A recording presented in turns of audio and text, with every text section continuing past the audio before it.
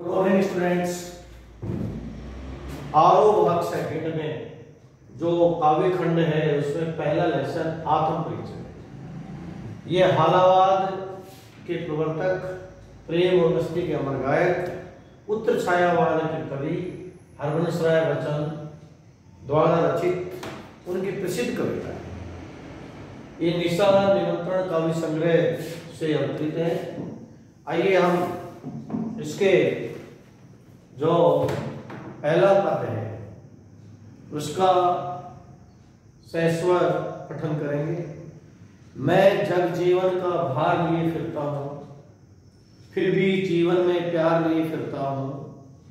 कर दिया किसी ने झंकृत जिनको छूकर, मैं सांसों के दो तार लिए फिरता हूँ। मैं स्नेह सुरा का पान किया करता हूँ, मैं कभी न जग का ध्यान किया करता हूँ। जग पूछ रहा उनकी जो जग की गाते, मैं अपने मन का गान किया करता हूँ। तो पहला आत्म परिचय कविता का ये काव्यांश है। इसमें परीक्षा की दृष्टि से 3 बिंदु हैं। पहला भाव सौंदर्य, दूसरा कला या शिल्प सौंदर्य, और दूसरा कला या शिल्प सौंदर्य, और तीसरा अर्थबोध पर आधारित प्रश्न। तो आइए इन पर हम विचार करते हैं। और सर्वप्रथम हम आत्म परिचय में भाव सौंदर्य के बारे में जानेंगे। मैं जग जीवन का भार लिए फिरता हूं। देखिए, कवि हरवंश राय बच्चन ने, उत्तर छायावाद के श्रेष्ठ कवि ने, और अपने जीवन शैली को व्यक्त किया। कवि कहता है कि मैं संसारिक जीवन को, संसारिक उत्तरदायित्वों के निर्वहन को भार मानता हूं और भार मानकर उनका निर्वाह कर रहा हूं। संसारिक उत्तरदायित्वों को या संसारिक जिम्मेदारियों को कवि ने भार की उपमा दी कि जो संसारिक जो उत्तरदायित्व हैं, जो संसारिक जीवन है, ये कवि को एक भार यानी बोझ के समान लग रहा है। फिर भी इन विपरीत परिस्थितियों में फिर भी जीवन में प्यार लिए फिरता हूं। कवि कहता है कि इन विपरीत परिस्थितियों में मैं अपने के लिए और दूसरों के लिए भी प्रेम और स्नेह सदैव अपने जीवन शैली में बनाए हुए। कर दिया किसी ने झंकृत जीव को छूकर, झंकृत कहते हैं झंझनाकर बताना, छूकर स्पर्श कर दिया किसी ने। कवि कहता है कि जो प्रिय है या प्रेमिका है, उसकी स्मृति या यादों में हृदय तंत्री को झंकृत कर दिया है, झंझना कर बजा दिया है। और कवि प्रेम और स्नेह में पूरी तरह से उसकी यादों के स्पर्श में कवि की हृदय तंत्री को छूकर स्पर्श करके उसके जीवन को प्रेम और मस्ती से भर दिया। मैं सांसों के 2 तार लिए फिरता हूं। सांसों के 2 तार, प्रेम रूपी जीवन के 2 तार, प्रेम और स्नेह रूपी जीवन के 2 तार कवि लेकर जीवन जी रहा है और औरों को भी प्रेम और स्नेह रूपी जीवन जीने की प्रेरणा दे रहा है। जग पूछ रहा उनकी जो जग की गाते, मैं स्नेह सुरा का पान किया करता हूं। कवि कहता है कि मैं प्रेम रूपी शराब पीकर मस्त रहता हूं और प्रेम रूपी शराब पीकर मस्त रहता हूं और कभी इस पर विचार नहीं करता कि लोग मेरे संबंध में क्या कहते हैं। नहीं चिंता करता हूं। मैं स्नेह सुरा का पान किया करता हूं, मैं कभी ना जग का ध्यान किया करता हूं। कवि कहता है कि मैं प्रेम रूपी शराब पीकर मस्त रहता हूं और ये कभी विचार नहीं करता कि संसार के लोग मेरे बारे में क्या कहते हैं, ये मैं चिंता भी नहीं करता। मैं कभी ना जग का ध्यान किया करता हूं। जग यानी संसार। जग पूछ रहा उनकी जो जग की गाते। संसार के कहने पर जो लोग चलते हैं, संसार के कहने पर जो लोग गाते हैं, संसार उन्हीं लोगों की प्रशंसा करता है, उन्हीं के बारे में पूछता है। जग पूछ रहा उनको जो जग की गाते हैं, जो संसार के कहने पर चलते हैं, संसार के कहने पर गाते हैं और संसार के कहने पर ही वो अपनी भावनाओं को बदल लेते हैं। ऐसे संसार उन्हीं की प्रशंसा करता है। मैं अपने मन का गान किए करता हूं, लेकिन कभी कहता है कि मैं तो अपनी भावनाओं के अनुसार जीवन जीता हूं और जीवन जीने की प्रेरणा देता हूं। तो आपने देखा इसमें कवि ने अपनी जीवन शैली को बहुत अच्छे मार्मिक ढंग से एक छंद मुक्त रचना के रूप में प्रकट किया है। अब दूसरा जो इसका बिंदु होगा, वो जो बिंदु होगा वो होगा आपके कला सौंदर्य को लेकर। और कला सौंदर्य में पहला हम भाव सौंदर्य पर बात कर रहे थे और भाव सौंदर्य में अभी हमने इस पर चर्चा कर ली। और दूसरा इसमें कला सौंदर्य पर हम प्रसन्न करेंगे। कला सौंदर्य पर जब हम चर्चा करेंगे तो देखो इसमें खड़ी बोली का प्रयोग हुआ है, पहला बिंदु। दूसरा बिंदु ये छंद मुक्त रचना है। तीसरा बिंदु ये माधुरी गुण की रचना है। चौथा बिंदु इसमें लक्षणा शब्द शक्ति से अर्थ सौंदर्य में वृद्धि हुई है। पांचवा बिंदु भावों के अनुरूप अलंकारों का प्रयोग हुआ है। अनुप्रास और विरोधाभास अलंकार, इसमें कवि ने सुख और दुख में समान भाव से जीवन जीने की प्रेरणा दी है। और सातवां इसमें शांत रस एवं वियोग श्रृंगार रस का परिपाक हुआ है।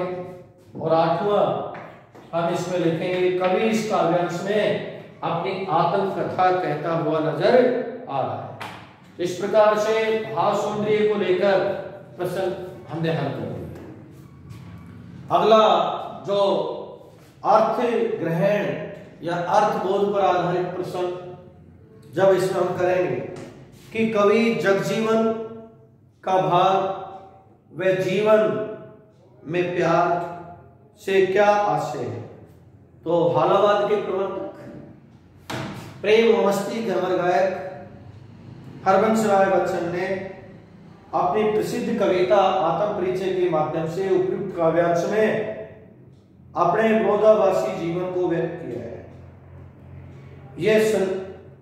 और वह संसारिक उत्तरदायित्वों के निर्वाह को भार की उपमा दी है।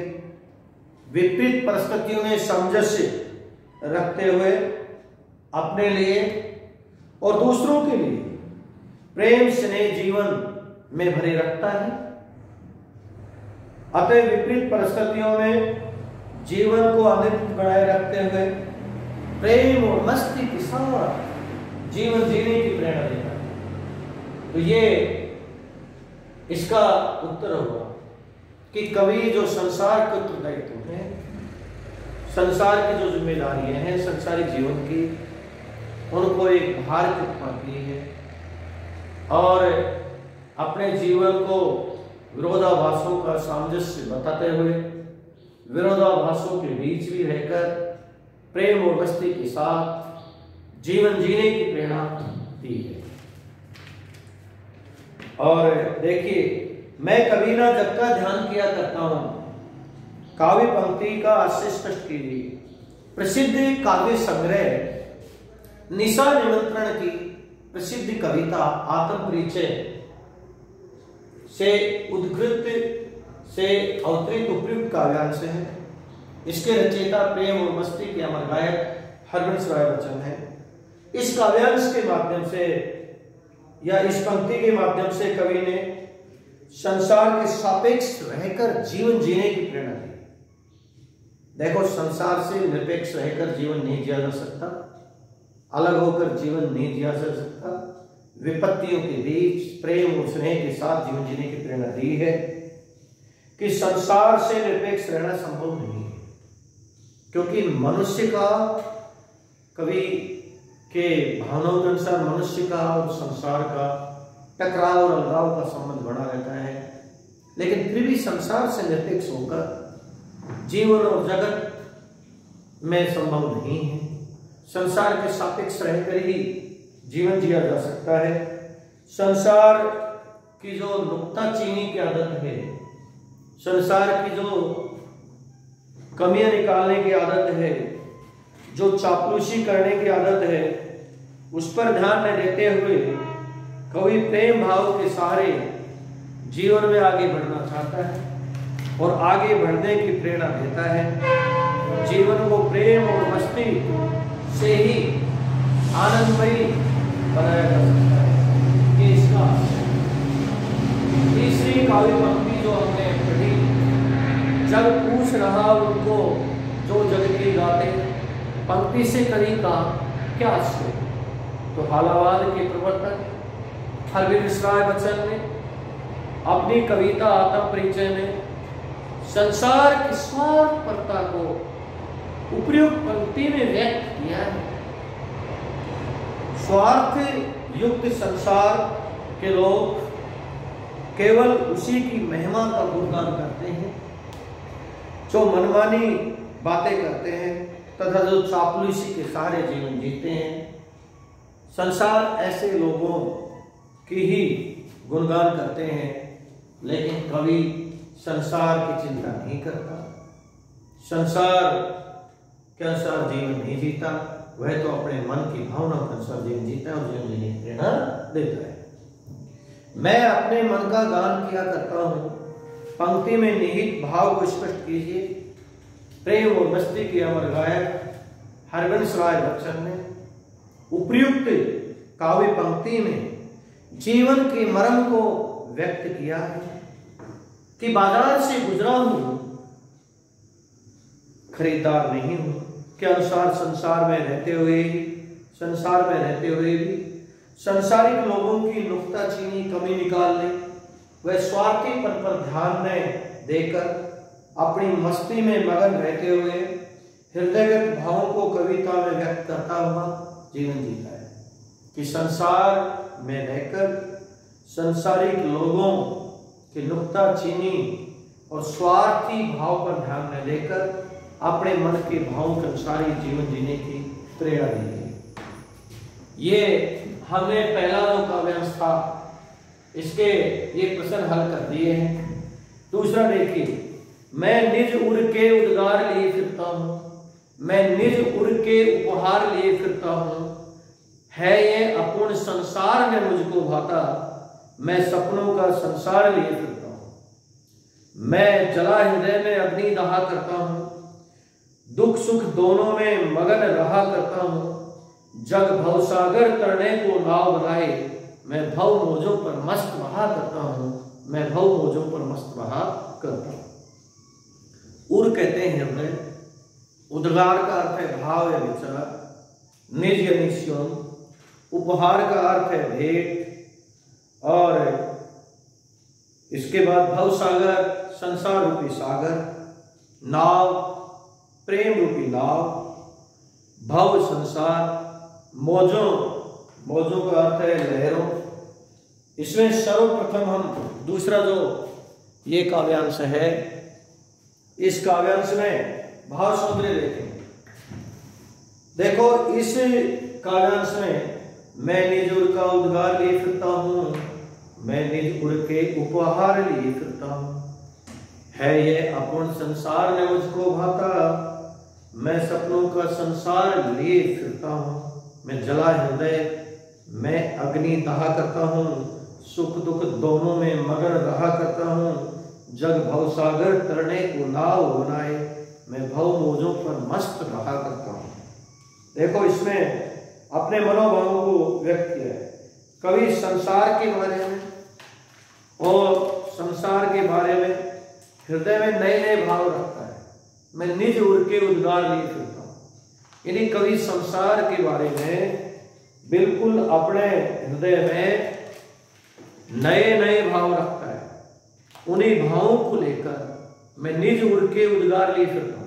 कवि संसार के बारे में अपने हृदय में नए नए भावों को लेकर फिरता है।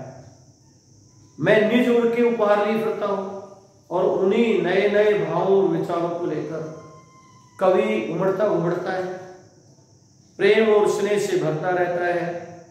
कर दिया किसी ने यह अपूर्ण संसार में मुझको भाता, और भेंट मानकर ये संसार कवि को अधूरा लगता है, क्योंकि इसमें प्रेम का अभाव सा है। इसी कारण संसार अच्छा नहीं लगता है। कवि अपनी भावनाओं के अनुसार प्रेम में संसार की रचना करनी चाहता है। मैं सपनों का संसार नहीं करता हूँ, मैं जला हृदय में अग्नि कहा करता हूँ। कवि के हृदय में प्रेम की अग्नि जलती रहती है, और मस्ती की इस कवि के हृदय में प्रेम की अग्नि जलती रहती है, और उसी की आंच में श्योम तपा करता है। कवि पर प्रेम दीवानगी, दीवानगी का अर्थ है अत्यधिक प्रेम की सनक। जो कवि के ऊपर प्रेम दीवानगी है, उसमें वो इतना ज्यादा मस्त हो गया है, इतना ज्यादा मगन हो गया है कि संसार कष्टों और विपत्तियों का सागर है। और इस विपरीत परिस्थितियों में भी वह सदैव प्रेम और मस्ती से भरा रहता है। दुख की विपरीत परिस्थितियों में वह उत्साहित बना रहता है। इसका एक ही कारण है कि कवि प्रेम दीवाना हो गया। इसलिए कवि जो संसार की लहरें हैं, भवसागर है, उन लहरों पर, सांसारिक जीवन के कष्टों की लहरों पर प्रेम रूपी उमंग मस्ती की नाव बनाकर बहना चाहता है। संसार के कष्टों के बीच रहकर वह प्रेम रूपी नाव के किनारे लग जाता है। वह जीवन को आनंदमयी बनाए रखता है और लोगों को भी प्रेम और मस्ती के साथ विपरीत परिस्थितियों में या दुख के वातावरण में या दुख की स्थितियों में उत्साहित बने रहकर जीवन जीने की प्रेरणा दी है। अब इसमें दूसरा जो बिंदु हम रहेंगे कला सौंदर्य पर वही रहेंगे, केवल अलंकार पर नहीं। इसमें खड़ी बोली का प्रयोग हुआ है। यह माधुर्य गुण की रचना है। इसमें शांत रस वियोग श्रृंगार रस का परिपाक है। और इसके बाद चौथा बिंदु जो हम लिखेंगे, लक्षणा सब शक्ति से इसके अर्थ सौंदर्य में वृद्धि हुई है। भावों के अनुरूप अलंकारों का प्रयोग किया गया है। इसमें अनुप्रास रूपक और विरोधाभास अलंकार है। इसमें कवि, इस काव्यांश से कवि अपनी आत्मकथा कहता नजर आता है और सुख दुख में समान भाव से जीवन जीने की प्रेरणा दी गई है। ये ऐसे इसके 8 कला सौंदर्य से संबंधित प्रश्न रहेंगे। हमने पीडीएफ में यथावत देखा तो वो बिंदु एक जैसे ही हैं, आपको लिखने हैं। आपको होमवर्क की कॉपी में ये लिखना यथावत, इसका मतलब ये बिंदु ऐसे कैसे हैं जो हमने पहले लिखा है। तीसरा, इसमें अर्थबोध को लेकर या अर्थबोध आधारित जो प्रश्न है, अर्थबोध पर आधारित जो प्रश्न है उन पर हम विचार करेंगे। पहला प्रश्न है, अपूर्ण संसार में मुझको गाता, कवि को संसार अपूर्ण क्यों लगता है? देखिए, प्रेम और मस्ती के अमर गायक हरिवंश राय बच्चन ने उपयुक्त काव्यांश में मानव जीवन में प्रेम को सर्वाधिक महत्वपूर्ण बताया है और जीवन की सरसता प्रेम पर टिकी है। जीवन की सरसता प्रेम पर टिकी है। जीवन जगत में ऐसा प्रेमी कवि को नहीं मिला जिससे वह अपने हार्दिक भावनाएं या हार्दिक प्रेम प्रकट कर सके, प्रेम का आदान प्रदान कर सके। ऐसा जीवन और जगत में कवि को ऐसा व्यक्ति नहीं मिला, ऐसा प्रेमी नहीं मिला। इस तरह कवि का हृदय प्रेम भाव से व्यथित रहता है और इस संसार में प्रेम का अभाव सा है, निराशा सी है। इसलिए कवि इस संसार को अपूर्ण कहता है, अधूरा कहता है। ओके स्टूडेंट, तो ये हमारा दूसरा काव्यांश था। बुक में आप देखते रहिए और बुक में तीसरा देखिए कहां से है। मैं यौवन का उन्माद लिए फिरता हूं। उन्माद कहते हैं अत्यधिक प्रेम की सनक या पागलपन। यौवन कहते हैं जवानी। उन्मादों में अवसाद लिए फिरता हूं, जो मुझको भार आसार लाती भीतर। मैं हाय किसी की याद लिए फिरता हूं। कर यतन मिटे सब सत्य किसी ने जाना। नादान वही है हाय जहां पर गाना। फिर मूड ने क्या जग जो इस पर भी सीखे। मैं सीख रहा हूं सीखा ज्ञान भुलाना। देखिए, इसमें सबसे पहले हम भाव सौंदर्य पर बात करेंगे इस काव्यांश की। उपयुक्त काव्यांश का भाव सौंदर्य लिखिए। तो भाव सौंदर्य हेडिंग डालेंगे और फिर लिखेंगे कि उपयुक्त काव्यांश हालावाद के प्रसिद्ध कवि हरवंश राय बच्चन ने अपने संबंध में कहा है कि जवानी की मस्ती में कवि रहता है और कवि को प्रेम की अत्यधिक सनक है। अत्यधिक इस सनक के कारण उसमें पागलपन है। इस दीवानगी जो कवि की है, जवानी की जो मस्ती है, प्रेम की जो सनक है, ये कदम कदम पर कवि को निराश करती है। इसलिए कहता है ना, मैं यौवन का उन्माद लिए फिरता हूं। कवि अपने संबंध में कह रहा है कि मैं जवानी की मस्ती में रहता हूं और पागलपन इस जवानी की मस्ती में रहता हूं और मेरे ऊपर अत्यधिक प्रेम की सनक छाई रहती है। और इस जवानी की मस्ती में और प्रेम के पागलपन ने, प्रेम की सनक ने मुझे कदम कदम पर निराश किया है। तो दूसरी पंक्ति में कहता है उन्मादों में अवसाद लिए फिरता हूं। अवसाद का अर्थ है दुख। कि ये जो उन्माद है, ये जो प्रेम की सनक है, ये जो जवानी की मस्ती है जिसको लेकर कवि जी रहा है, इसने कदम कदम पर कवि को एक निराशा दी है। एक क्या दी है? निराशा दी है। और उसकी स्थिति ऐसी हो गई है, मन स्थिति ऐसी हो गई है इस निराशा के कारण। देखो, जवानी की मस्ती है, प्रेम का पागलपन है और कदम कदम पर उसे निराशा मिली, जिससे उसकी मन स्थिति ऐसी हो गई है जो मुझको भार हंसा रुलाती भीतर। जो भार से तो हंसा रही और अंदर से रुला रही। अब भार से हंसा रही, अंदर से रुला रही, इसका मूल कारण क्या है? आइए जाने। मैं हाय किसी की याद नहीं करता हूं। कवि कह रहा है कि इससे भार से हंसाने का और अंदर से रुलाने का एक मूल कारण है, और वो मूल कारण है कि अपने हृदय में किसी प्रिय की मधुर मधुर स्मृतियां वो बनाए हुए हैं। अपने प्रेमिका की मधुर मधुर स्मृतियां, यादें बनाए हुए हैं। उन स्मृति मधुर मधुर यादों से वो कवि भार से हंसता है। लेकिन हर समय उसकी याद करने से, हर समय याद करता रहता है कवि। तो याद करने से, प्रिय की स्मृति से, मधुर मधुर स्मृति से कवि भार से प्रसन्न रहता है। लेकिन प्रिया के न मिलने से या प्रेमिका के न मिलने से दुखी रहता है, जो अंदर ही अंदर उसे रुलाता है। अगले लाइन देखिए। कर यतन मिटे सब सत्य किसी ने जाना। संसार में, संसार को जानने के लिए, ये संसार के सत्य को जानने के लिए अनेक लोगों ने अनेक तरह से अनेकों उपाय किए। यतन कहते हैं प्रयास या उपाय किए, लेकिन कोई भी जीवन और जगत के सत्य को, रहस्य को नहीं जान पाया। सत्य किसी ने जाना, नहीं जान पाया। और नादान वही है हाय जहां पर दाना।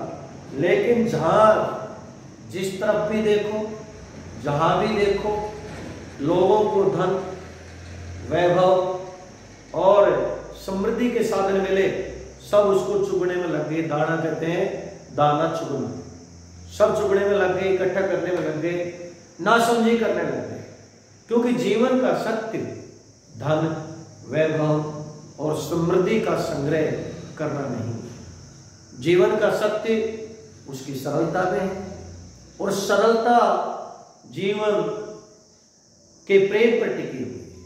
लेकिन सत्य किसी नहीं जाना, सभी नासमझी कर रहे हैं और सब अपना अपना स्वार्थ सिद्ध कर रहे हैं। फिर मूढ़ ने क्या जग जो इस पर भी सीखे। कवि कहता है कि ऐसे लोग मूर्ख होते हैं, वो जो जानबूझकर, फिर मूढ़ ऐसे लोग मूर्ख होते हैं जो जानबूझकर संसारिक मोहमाया के चक्कर में फंस जाते हैं।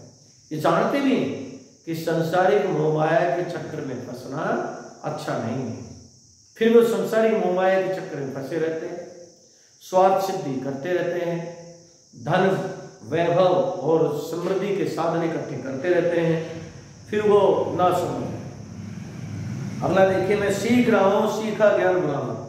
कवि संसारिक ज्ञान को यानी धन, वैभव या समृद्धि के साधनों को इकट्ठा करने का ज्ञान भूल रहा है और अपने मन के अनुसार चलना सीख रहा है, अपने मन के अनुसार प्रेम और स्नेह के मार्ग पर जीवन में आगे बढ़ना चाह रहा है, और उनको भी प्रेम और स्नेह के मार्ग पर जीवन जीने की प्रेरणा दे रहा है। तो ये हमारा भाव सौंदर्य हो गया।